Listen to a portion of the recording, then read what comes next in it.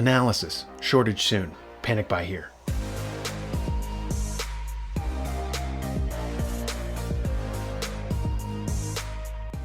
This presentation begins with understanding the difference between a republic and a democracy. Aristotle says that a democracy is the decayed form of a republic. He also says that whereas the end goal of a republic is virtue, the end goal of a democracy is equality. So whereas a republic encourages excellence, a democracy tries to equalize everybody, with French philosopher Gabriel Marcel saying that this is why democracies push people down to a common level of mediocrity. It's far easier to push people down than to raise everyone up. Like in Sweden, which threatened the job of a lunch lady because she baked fresh food for her students. As you can see here in this article, lunch ladies slammed for food that is too good. We read, a talented head cook at a school in central Sweden has been told to stop baking fresh bread and to cut back on her wide-ranging veggie buffets because it was unfair that students at other schools didn't have access to the unusually tasty offerings. This is part and parcel of what happens when a republic collapses into a democracy. The excellent is denounced as elitist and unfair, while the mediocre is celebrated as an achievement of mass equality and social justice. It's important to remember, too, that our word socialism is new. It was coined only in the 1830s by Charles Fourier. The word for the same concept, before then, was democracy. In politics, when Aristotle describes democracies, he says that they're the backward states of demagogues who rise to power promising people free food, free housing, and free healthcare. He also describes Phallius of Chalcedon, who promised equality in the form of equal land for everyone. This fell apart when population increases caused him to start attacking neighboring city-states to get more land to fulfill that promise. At any rate, this is why the Founding Fathers in America unanimously denounced democracy. They were classically educated men. To them, it was what we mean by socialism. And it's always accompanied by charlatans and mass murder, such as the French Revolution with its reign of terror in the 1790s. The founders of our republic saw the bloodshed in communism and were appalled. In fact, speaking of communism, the Bolsheviks in the Russian Revolution carried out as one of their first acts the erection of a statue of French revolutionary leader Robespierre. They said that his Jacobins were the forerunners of the 20th century's Bolsheviks, and they were right. But just as France collapsed and Robespierre was beheaded by the same violent forces he unleashed, so did Soviet Russia fall. Why? The celebration of incompetence. Just as in France, revolution was married to famine as supply chains collapsed due to the competent being executed as enemies of equality. Watch Canadian firebrand Kate Wan describe how this happened in the Ukraine after the Soviets conquered them. This is there's a big potential for very big disaster as a consequence to that in numerous ways. But one thing that comes to mind I was talking about earlier is the Holodomor, which happened in the Ukraine, during the Soviet era, where basically all of the borders around Ukraine were shut.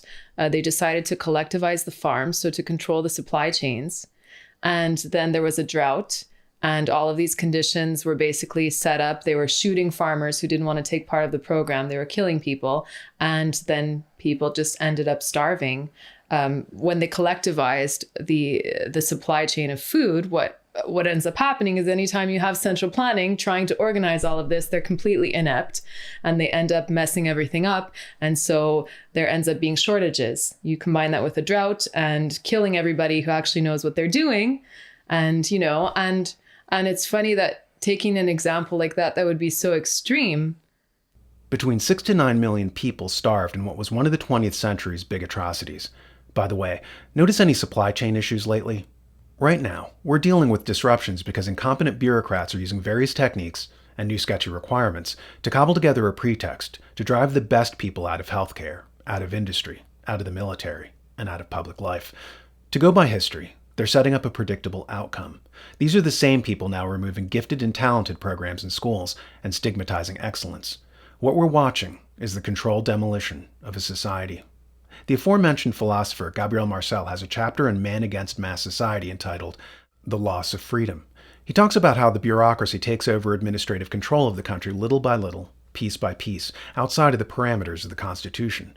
Instead of your elected leaders making decisions, they forget that they answer to their constituents and instead say, well, we had to do it. The Department of Health said so, or the CDC said so. The Department of Health and the CDC are employees, and unelected employees. Representatives are not there to serve them, but to serve the voters who put them in office.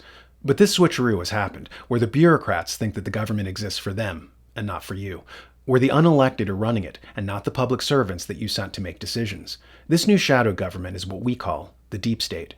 And most normal people, says Gabriel Marcel, are so busy working that they barely notice the transition from their authentic constitutional government to rule by this government bureaucracy and or corporate state. And let's be honest, most of these bureaucrats are in revolving door situations with massive companies. So this is the corporate takeover of a formerly constitutional republic. As the corporate state, through the bureaucracy, takes over, they restrict more and more freedoms. I saw a meme recently whose theme was, "You think you're free, but 125 years ago, you didn't have to ask the government permission to collect rainwater, go fishing, own a property, start a business, get married, protest, and so forth." The average person is completely unaware of just how many of his rights that he's lost. As Alvin Toffler points out in The Third Wave, this deep state takeover usually takes place via licensing and permitting, like the Constitution telling you that you have a right to bear arms and that this right is inalienable. It's a right you derive from God, not from government, and no government has the authority to grant it or take it away.